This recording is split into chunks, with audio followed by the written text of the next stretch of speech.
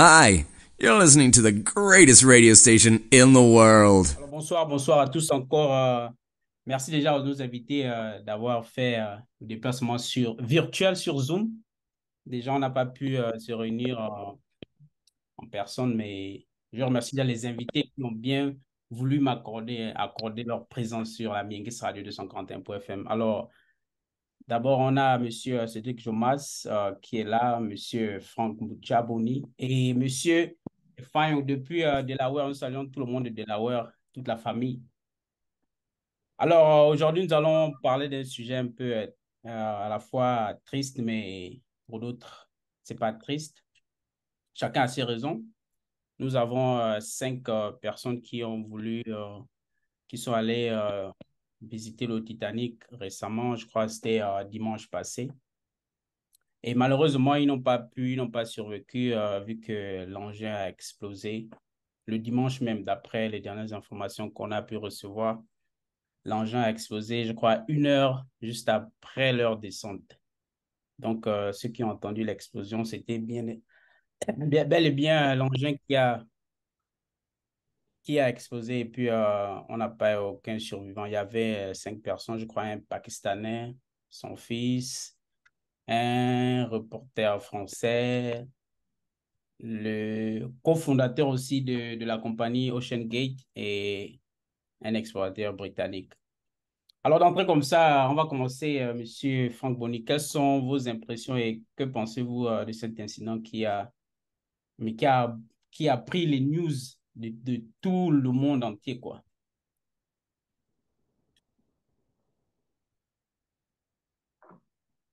Vous m'entendez, Monsieur Franck?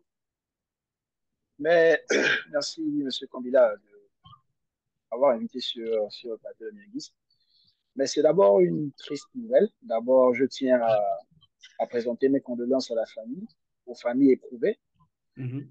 C'est vraiment c'est une perte tragique. Tu sais, quand on perd une vie, c'est toujours douloureuse, même si vous ne connaissez pas la personne. Mais c'est vraiment douloureuse de perdre sa vie dans des circonstances pareilles. Mais je voudrais dire quand même que mourir et payer 120 000 dollars, 250 000 dollars pour mourir, c'est bizarre. Je n'arrive pas à comprendre comment tu peux payer, comment des personnes peuvent se lever le matin, prendre 250 000 dollars pour mettre leur vie en danger quand il y a des personnes dehors qui n'ont même pas de quoi manger. C'est vraiment, je dirais vraiment, c'est vraiment stupide. Et on a aussi vu comment ça a été relayé par les médias et tout. Mais moi, ce qui me fait le plus mal, c'est de savoir que il y a même pas 3 semaines, il y a un bateau qui contenait 700 migrants africains qui a coulé dans les eaux de la Méditerranée, mais tu vas pas voir ça sur Fox News, tu vas pas voir ça sur CNN. Et je profite des occasions pareilles pour ouvrir les yeux à mes frères ici dehors que, vous savez, en étant noirs, on s'en fout de nous. On se fout de nos gueules. Et on doit savoir que nous devons nous battre pour nous-mêmes, pour notre respect et pour le respect de notre continent. Et c'est toujours très important de prendre des exemples pareils pour éveiller les esprits de nos communautés. Alors, merci, Monsieur Franck, pour votre intervention déjà. Monsieur le ministre, quelles sont vos impressions par rapport à cet incident qui s'est déroulé malheureusement ce dimanche, le dimanche passé? Hmm. Bonsoir à tous, bon après-midi à tous. Euh, Toute cette histoire un peu me prend un peu, vraiment, je suis vraiment surpris. J'essaie de lire un peu les détails, un peu comme tout le monde, un peu partout. Déjà, d'entrée, on ne sait pas. Il y a beaucoup de rumeurs qui courent sur Internet. Tu as dit tout à l'heure au début que 1 heure après leur descente, ça a explosé. Ouais. Il y a d'autres outlets qui disent autre chose. On n'a pas vraiment encore une version officielle vraiment exacte parce que ce qu'on a appris, ce qu'on vit depuis quelques jours, c'est on nous a dit que la capsule avait un temps d'oxygène de près de 90 heures. Ouais. Donc, depuis quelques jours, les gens étant en train de se dire, bon, il reste tant d'heures pour qu'ils aient assez d'oxygène. Donc, ces derniers jours, on nous a pas dit que la première heure qui sont descendues, ça a explosé. C'est pas ce qu'on nous a dit. On nous a dit que peut on ne les trouve pas. On ne les trouve pas. Et ils ont quand même encore une réserve d'oxygène qui peut les emmener jusqu'à quelques jours. Et hier, ils ont dit que officiellement, le nombre d'heures avait expiré. Donc, on conclut qu'ils sont morts. Donc, on doit rappeler aux gens qu'on n'a pas encore retrouvé la capsule. Ouais. On n'a pas retrouvé la capsule. On n'a pas encore tous les détails officiels. Donc, ça, c'est ce qui viendra sûrement. Et c'est même pas sûr on va retrouver cette capsule un jour. Je tiens quand même à rappeler à l'audience que l'océan, c'est ce même océan-là qui, il y a eu des crashs il y a quelques années des 747, des avions 747, on n'a jamais retrouvé ces avions-là. Ils sont au plein milieu de l'océan Atlantique. C'est l'océan Atlantique, n'est-ce pas? Ouais. Il y a des 747 Boeing qui n'ont jamais été retrouvés. Je ne pense pas que c'est une capsule de 20 mètres, ou je ne sais pas combien de petites capsules, qui va être retrouvée facilement. Donc, c'est même pas sûr qu'on le revoit un jour ou bien qu'on revoit les restes. Donc, c'est ça. Il y a beaucoup d'informations. Ce serait bien qu'on ait des versions officielles du gouvernement américain aussi pour savoir un peu ce qui s'est réellement passé ou si jamais on a une réponse. Donc, ça, c'est ma première impression. Mais j'ai un avis aussi sur ce voyage-là, sur cette expédition. Je ne sais pas si on va continuer à en parler tout à l'heure. En tout cas, merci beaucoup pour votre impression. Et monsieur Fréjus, quelles sont vos impressions? Oui, bonsoir à tout le monde. Ouais, bonsoir à vous, monsieur. Je voudrais d'abord souhaiter mes condoléances aux membres des disparus. Ce que je voulais dire, c'est qu'il y a tellement des informations qui circulent. D'autres disent, bon, ils ont encore un peu de chance par rapport au temps des heures que, selon les scientifiques et les fabricants du sous-marin, les 96 heures. Bon, je ne sais pas si ça a été prouvé qu'avec 5 personnes à bord, les gars devaient mettre 96 heures avant de manquer d'oxygène. Ça, c'est un. Et de deux, comme disait monsieur le ministre, ça, c'est vraiment compliqué. Bon, ce matin-là, quand j'ai essayé un peu de suivre un peu, il y a le Boston News, si j'ai bonne mémoire, qui disait qu'ils ont trouvé des débris à 400 mètres de l'endroit où le Titanic avait coulé. Bon, ils ne sont pas encore sûrs si ce sont les débris du sous-marin en question. C'est vraiment triste, c'est vrai. C'est triste, comme disait le camarade Franck. Tu dépenses une somme colossale comme 250 000 dollars pour aller voir l'épave du Titanic.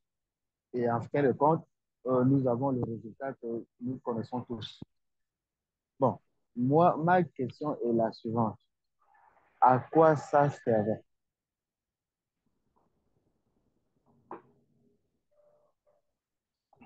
Bon, on va tous essayer de répondre à cette question. Maintenant, on va juste repartir sur ce que Franck, Franck, tu avais quelque chose à dire par rapport au voyage et je crois, parce qu'on a aussi, on va rappeler qu'il y a on a nos frères africains qui viennent, qui meurent sur des bateaux, mais on n'a jamais vu cet engouement-là.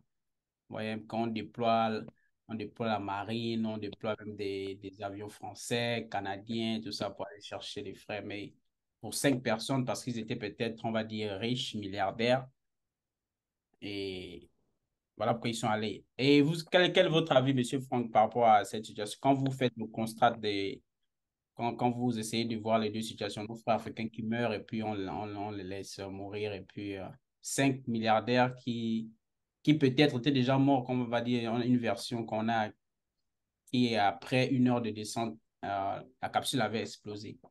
Quelle est votre réaction par rapport à ça?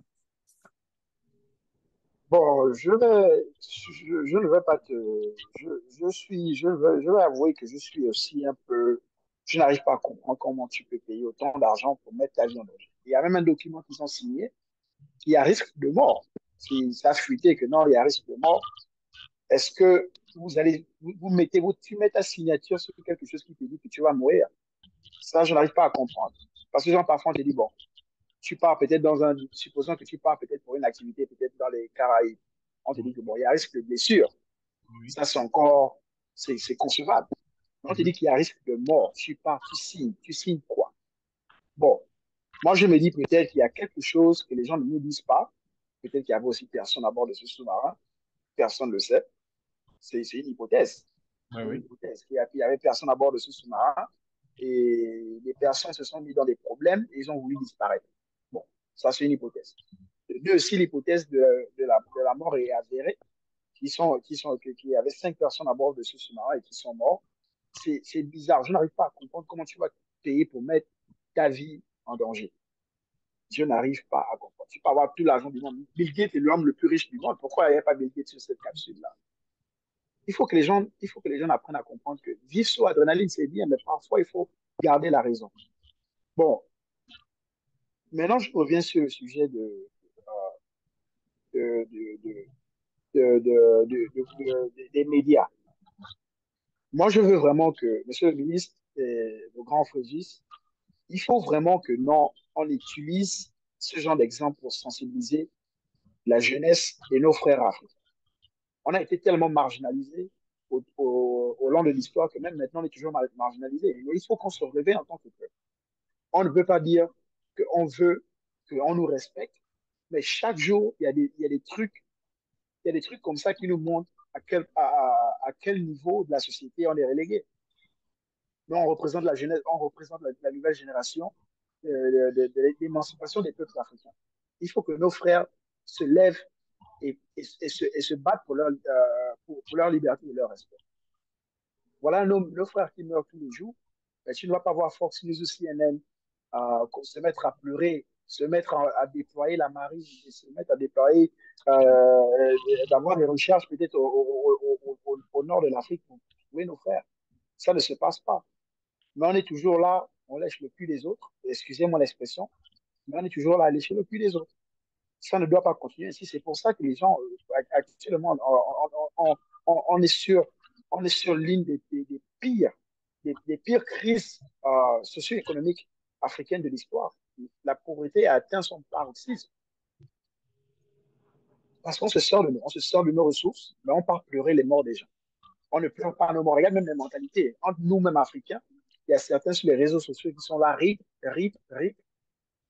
Mais quand leurs frères meurent, ils s'en foutent. Comment changer ces mentalités? Parce qu'on est là, parfois, on accuse le blanc, on accuse les blancs, on accuse les blancs. Oui, certes, ils se foutent de nous. Mais qu'est-ce que nous, on fait en tant qu'Africains pour s'occuper de nos frères? C'est ça le problème. Les gens sont toujours en train de vouloir faire le match vu, le match vu, le match vu. Je pleure les blancs. Moi, je suis sensible que cinq êtres humains ont perdu leur vie. Mais moi, je suis aussi sensible aux centaines de morts, des dizaines de milliers de morts qu'on a en Afrique tout le temps. Il faut éveiller la conscience. Donc, en fait, c'est ça que je retiens. Je retiens que des milliers d'Africains meurent tous les jours sans, sans la même couverture médiatique que nos frères blancs. Et ça doit cesser. C'est ça que je retiens. Alors, merci beaucoup, Monsieur Franck, pour votre intervention.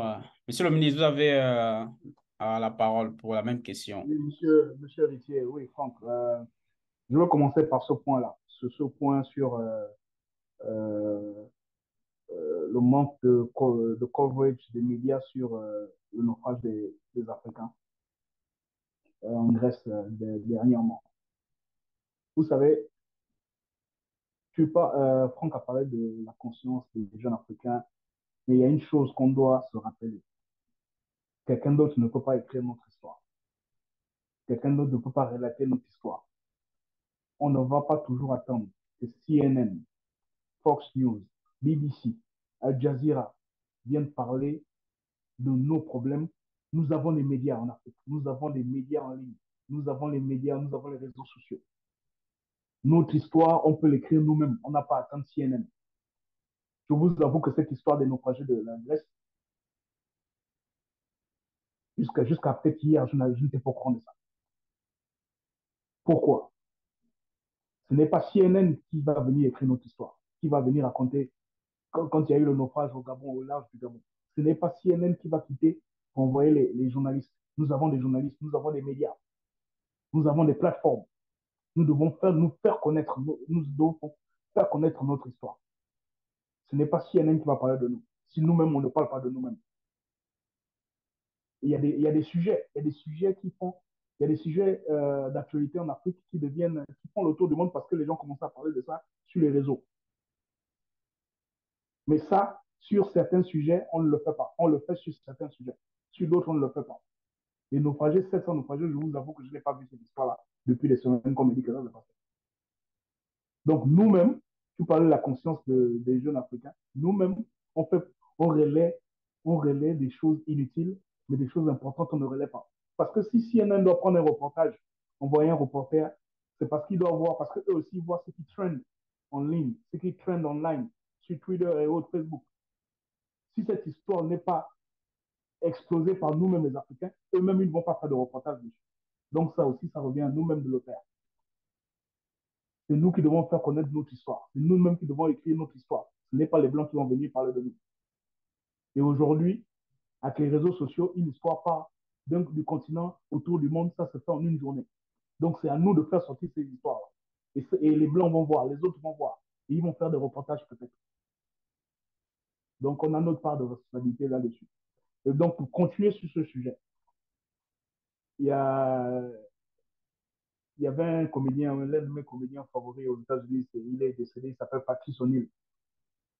Patrice O'Neill avait l'un de ses derniers shows, il parlait de Elephant in a Room. Si vous allez sur YouTube, je vous recommande ça. C'est Patrice O'Neill, Elephant in a Room.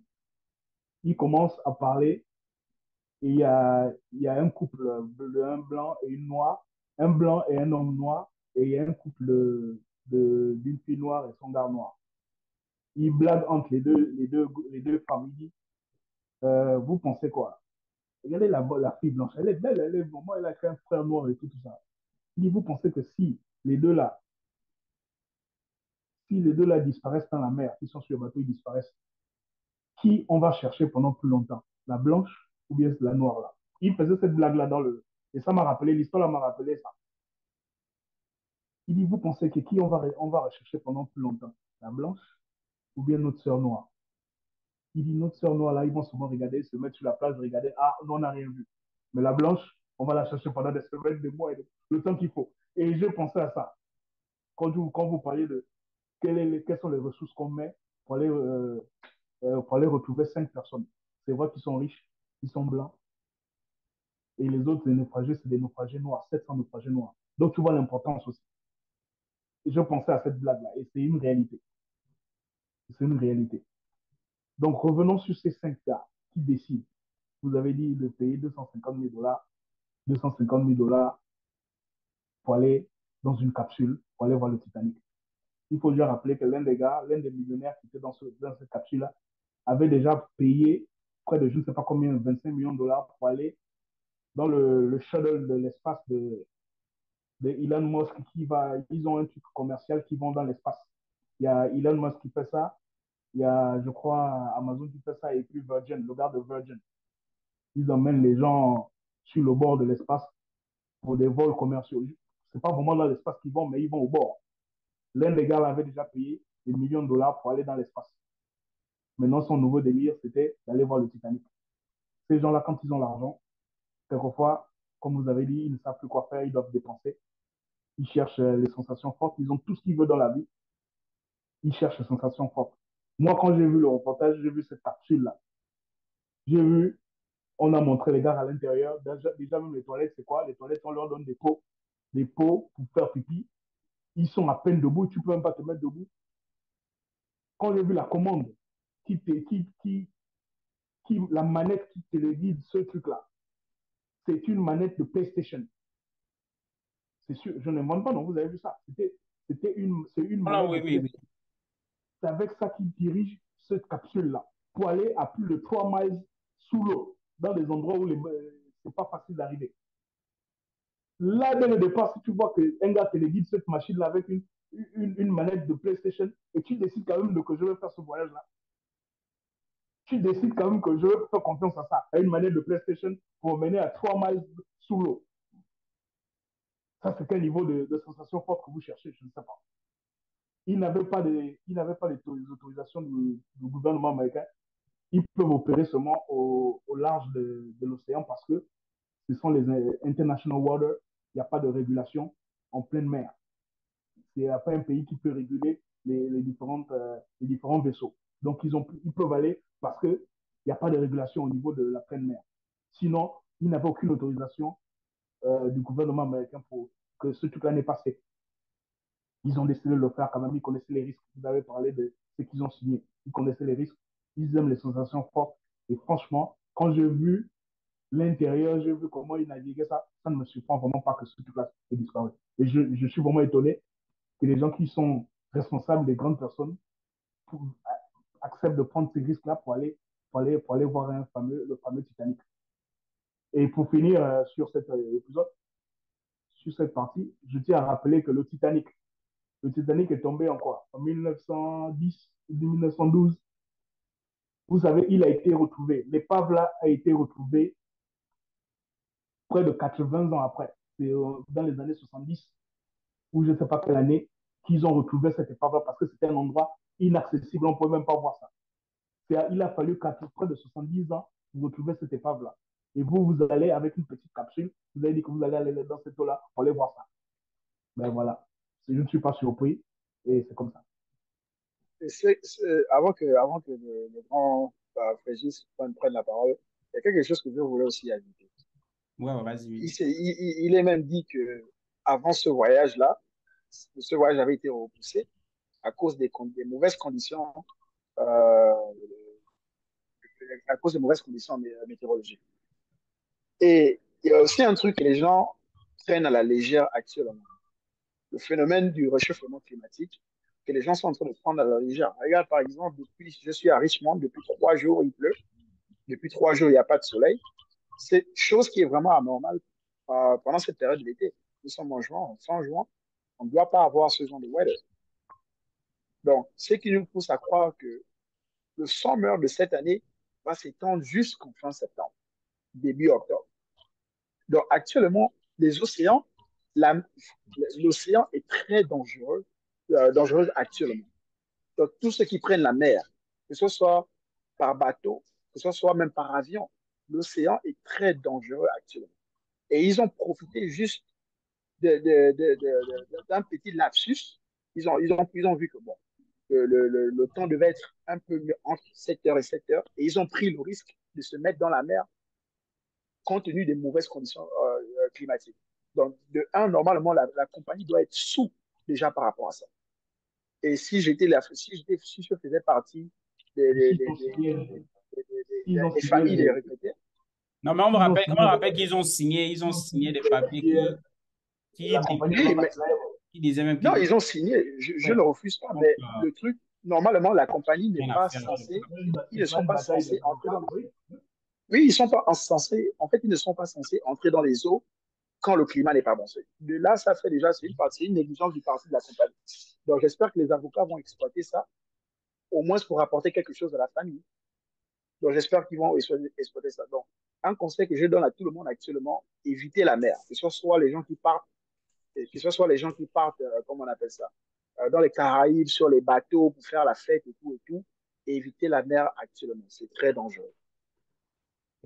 à vous, Monsieur Froger, vous avez la parole. Merci beaucoup, Monsieur Kombila. Oui, en fait, j'ai 4 points à signaler là. Oh! Le tout premier point, en fait, je ne suis pas du tout d'accord au niveau de l'information des grands médias. Pourquoi? Euh, Parce que, bon, ce que moi j'ai remarqué, c'est que les grands médias se focalisent toujours sur quelque chose qui a de l'avenir ou sur quelque chose qui ne veut pas que ça se reproduise. Oui. Par exemple, je vais prendre 2 exemples. Quand le crash d'Air France a eu lieu, le AF447 a eu lieu, tous les médias du monde entier se sont réunis pour vouloir retrouver d'abord l'épave et de deux, savoir qu'est-ce qui s'est passé. C'est parce qu'ils savent qu'il y a des milliers d'avions qui traversent cette zone-là.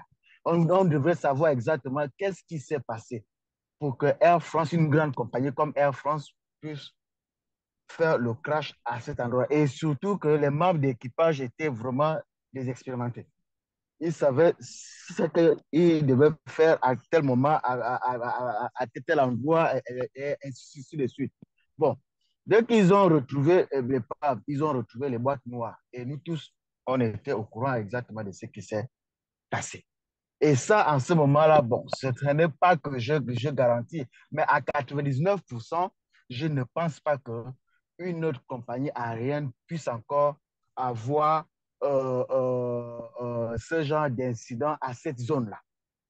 Vous voyez? Maintenant, quand on retombe maintenant sur le plan africain, les Africains, quand ils traversent, ils prennent la météorite, ils prennent quoi?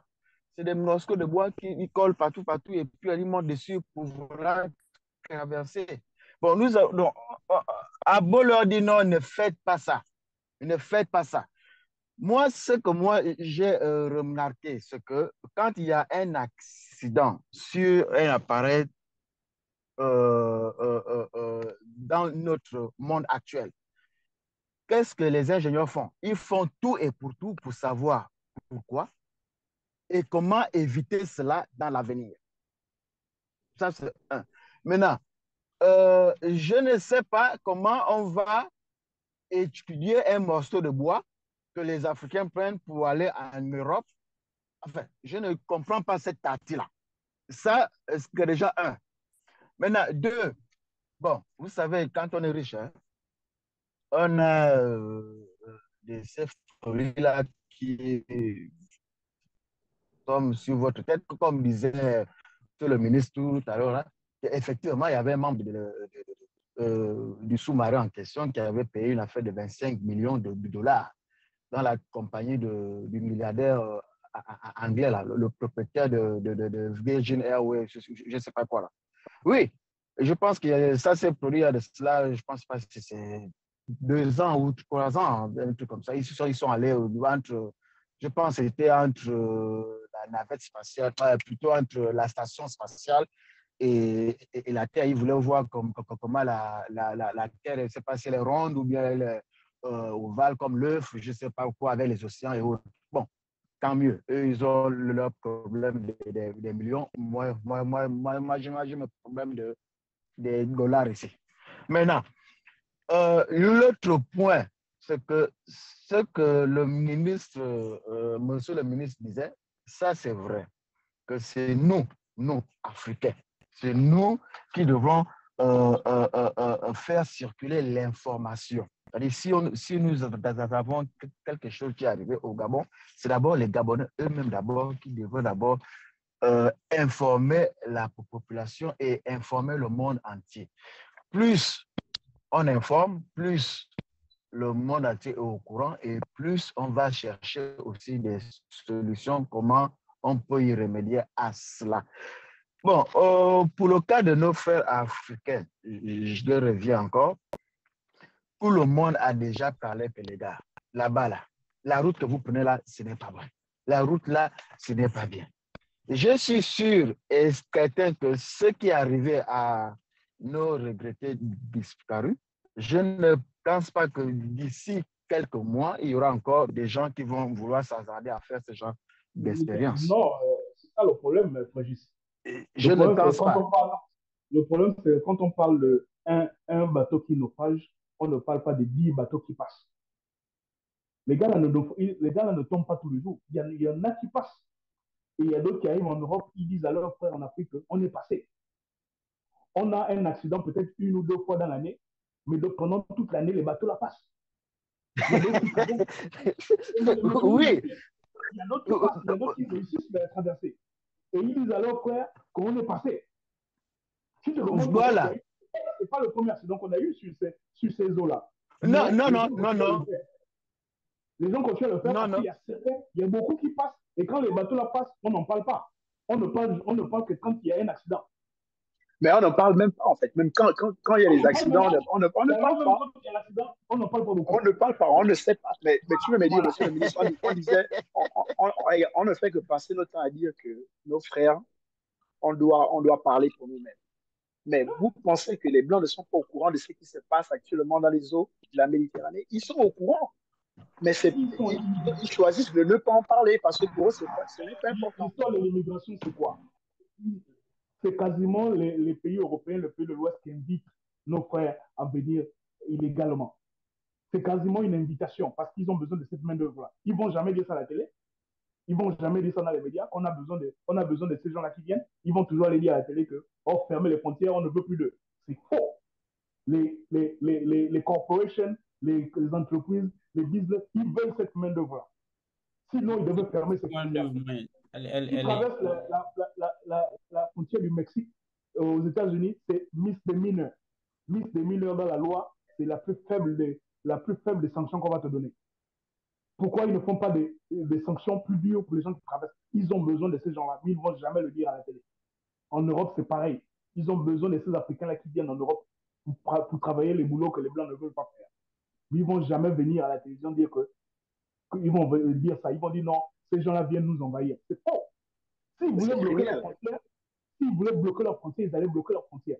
C'est les gens qui envoient les gens à la Lune, dans Mars, partout. Tu crois que c'est une frontière qu'ils ne peuvent pas fermer? Ils peuvent fermer ces frontières-là, mais ils ne veulent pas. Mais ils ne vont jamais le dire clairement à la télé. Ils vont toujours dire, oh, on nous envahit. C'est faux. Ils invitent ces gens à venir. C'est la main-d'œuvre moins chère qui arrive. C'est pour les boulots, balayer la rue. C'est pour balayer, essuyer les fenêtres des immeubles. Les Blancs ne peuvent pas faire ça. Mais ils ne vont jamais le dire à la télé. La frontière aux États-Unis, Mexique, c'est la même chose. C'est à peine on te gifle à la main quand tu passes la frontière là. On ne te fait rien. Parfois, on te donne même les hôtels. On te donne mais oui, on vous met dans les hôtels, on vous met. Ils ont besoin de ces gens-là. Non, mais C'est criminel. C'est vraiment criminel. Il y a tellement d'hypocrisie dans la politique que les gens vont à la télé pour dire qu'on est envahi. C'est faux. Mais on doit dénoncer ça, monsieur le ministre. On doit dénoncer ça. Moi, quand je dis que c'est nous-mêmes qui devons. Eux, ils écrivent leur histoire, ils disent ce qu'ils veulent de nous. C'est nous qui devons parler de nous-mêmes aussi, d'écrire notre histoire et de dire la vérité. Faut pas attendre les médias des Blancs. Les médias des Blancs vont dire ce qui arrange les pays des Blancs. Non, mais on va aussi dire que on va dire que ça, c'est un autre, on va dire, c'est un autre débat peut-être d'un autre jour. Si on commence à parler pourquoi nos frères, tu vois, ils persistent à venir par la Méditerranée, bien que, Beaucoup passent tous les jours. oui, bien qu'ils savent que c'est dangereux, quoi. Tu vois, comme tu venais de dire, il y a des frères qui leur envoient peut-être des messages pour dire que, ah, mon frère, moi, je suis passé, je fais ci, je fais ça. C'est compliqué, mais on peut aussi parler aussi des motivations, les motivations qu'ils ont. Comment est-ce qu'ils vivaient quand ils étaient dans leur pays d'origine? Pourquoi est-ce qu'ils sont venus? Donc, chacun a ses raisons pour traverser la Méditerranée. Pas venir en avion comme certains viennent, on va dire, sur un avion, c'est plus, même s'il y a Pas, pas, pas, il y a des crashs, pas mais comme le directeur de Miangis TV. Le directeur de Miangis TV venait en avion. Première classe, c'est ça. en avion, c'est un peu plus, c'est un peu, on va dire, quoi, c'est mieux, quoi, que de venir.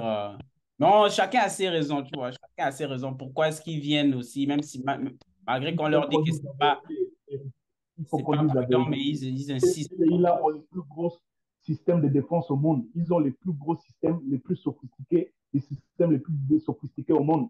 Ils ont les armées les plus sophistiquées au monde avec le plus de moyens. S'ils ne veulent pas que les gens rentrent dans leur pays, personne ne va rentrer. Et Ouais. ça, c'est une réalité. Personne ne va rentrer. Ce n'est pas un bateau, des gars qui sont dans le bateau, qui ne sont pas armés. Ce ne sont pas eux-là qui vont pouvoir pénétrer un pays si le pays ne veut pas qu'ils rentrent. Mais on va Disons-nous la dire, vérité. c'est du trafic aussi, hein, donc sinon, si on voit ça comme ça, c'est du trafic humain, ça. Mais bon, on va revenir sur notre sujet. C'est un sujet pour un autre jour. Ouais, ça, c'est pour un autre jour. On va revenir sur le sujet. Quel est votre message comme ça à passer, on va dire, aux médias qui ont vraiment fait cette histoire-là pendant ces trois, on va dire, trois, quatre derniers jours, notre quotidien? Et aussi, quel est le message que vous passez aux médias? Parce que sans les médias, nous, on ne pourra pas savoir. Est-ce que vous pensez que les médias, ils doivent avoir genre, la même énergie quand c'est nos frères qui tombent à l'eau à la Méditerranée? envoyer aussi les space aussi français, canadiens, marine américaine pour aller chercher des fois. Parce qu'on peut sauver beaucoup de vies aussi si on garde la même énergie sur nos frères. On a au moins 1 minute pour vous, monsieur le ministre. Allez-y. Ok, rapidement, je reviens encore sur ce que j'ai dit. Tout dépend vraiment de l'intérêt de la personne qui est en détresse. Mhm, Vous voyez les moyens qui sont mis, vous allez savoir à peu près quelle est la catégorie de la personne qui est en détresse. mhm, Selon les moyens qui sont mis pour retrouver ces personnes-là. C'est un peu le point que je voulais mettre depuis tout à l'heure. Les médias vont avec. Ils mettent les moyens, ils mettent le coverage médiatique. Ça va avec. Ils vont ensemble. C'est parce que c'est l'intérêt qu'ils ont de récupérer les gens qui ont été naufragés. Parce que ces gens-là, ils les considèrent comme des personnes importantes. Et je te promets qu'eux, ils voient ces 5 personnes-là plus importantes que les 700 personnes, 700 Africains qui étaient en Grèce. Donc, tu mets les moyens là où tu mets les moyens là où tu penses que c'est plus important. Et c'est ça la réalité. Les médias, c'est la même chose. Si c'était peut-être des 2 petits noirs de Chicago qui sont allés faire la pêche, qui se sont perdus dans la mer, tu n'aurais peut-être pas eu la même intensité médiatique que parce que c'est des millionnaires, multimillionnaires, blancs et autres qui sont dans cette capsule. Donc, l'intérêt des médiatiques et les moyens qui sont mis pour secourir ces gens dépendent toujours de la catégorie de la personne qui est en naufrage, qui est en détresse. Et ça, c'est la réalité du monde. Allez-y, C'est Franck, ce vous que je avez une voulais dire. minute pour la même question. Je vais terminer par dire que l'autonomie journalistique a vraiment disparu et mort avec le Titanic. Pour essayer de mettre un peu l'accent sur ça. L'autonomie journalistique est mort. Là, actuellement, tout le monde est aux ordres. Tout le monde est aux ordres de la hiérarchie. Et j'implore ceux qui décident de faire ce métier parce qu'ils le veulent. Pas parce qu'ils veulent passer à la télé, mais vraiment parce qu'ils ont envie de donner l'information aux personnes. Donc, je lance un appel Rapidement, Franck, rapidement, tout le Franck, monde dans les médias. Oui.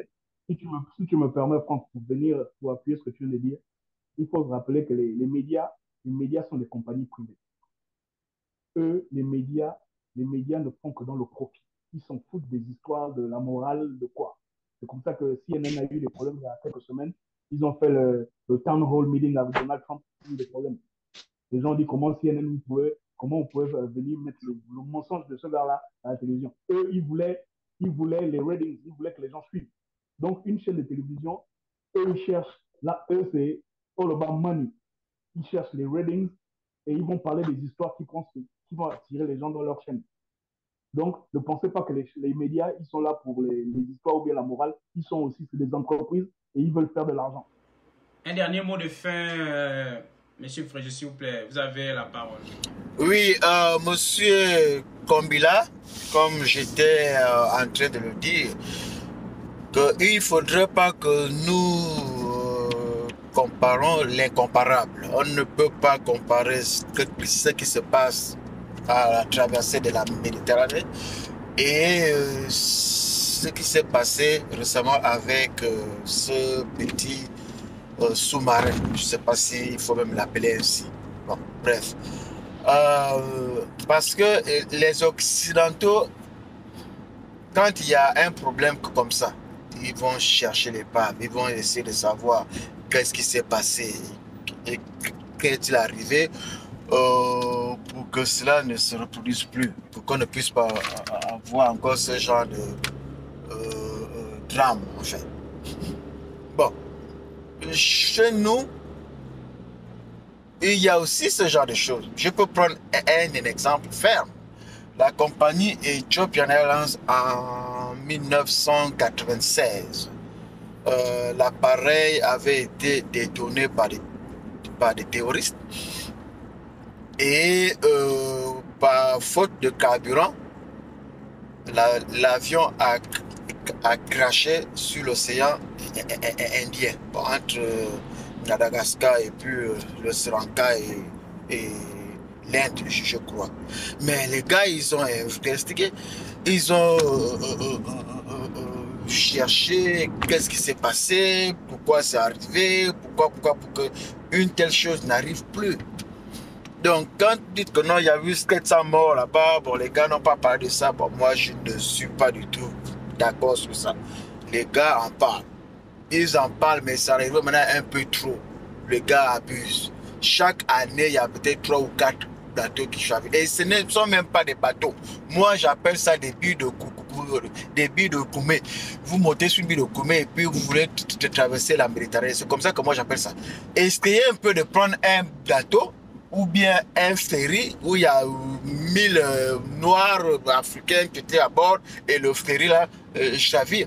Je ne pense pas qu'ils ne vont pas en parler. Ils vont en parler matin, midi et soir, vouloir savoir qu'est-ce qui s'est passé. Mais si on utilise déjà les moyens de bord qui ne sont pas appropriés, I mean, comment? Je pense qu'ils vont dire, bon, en tout cas, ceux-là, à beau leur dire que les moyens que vous utilisez pour aller là-bas, c'est pas bon. En tout cas, moi, je ne parle plus de ça. C'est bon. Même monsieur le ministre, même toi-même, si toi-même, monsieur le ministre, ou bien Franck, si vous voyez 2 pages, il y a une vidéo qui parle d'un avion qui a fait crash, ou bien d'un bateau qui a fait crash, ou bien une autre vidéo qui parle des Africains qui ont utilisé les billes de Koumé pour vouloir traverser la Méditerranée, aller en Europe. Je pense que vous allez choisir la vidéo d'un avion qui a fait crash, ou bien d'un bateau qui a chaviré dans l'océan pour savoir exactement ce qui s'est passé. Parce que c'est qu'on vit avec nos frères africains. Là. On en a marre. On en a marre de ça. Bon, ça, c'est un point que je voulais un peu écailler. Parce que moi, la seule solution, on l'a toujours dit, on l'a toujours répété, la seule solution pour que les Africains arrêtent de mourir au large de la Méditerranée, c'est de ne pas partir. Alors, merci encore à tous les invités qui ont bien fait le déplacement virtuel sur la Mengues Radio 241.fm. On pense notamment à Cédric Jomas, et Monsieur le ministre, Franck, le seul docteur qui nous reste, Monsieur Frégis Fayon, Delaware représenté. Merci à tous. Et puis, quant à moi, je vous dis à bientôt sur la Mengues Radio 241.fm pour un autre sujet. Merci.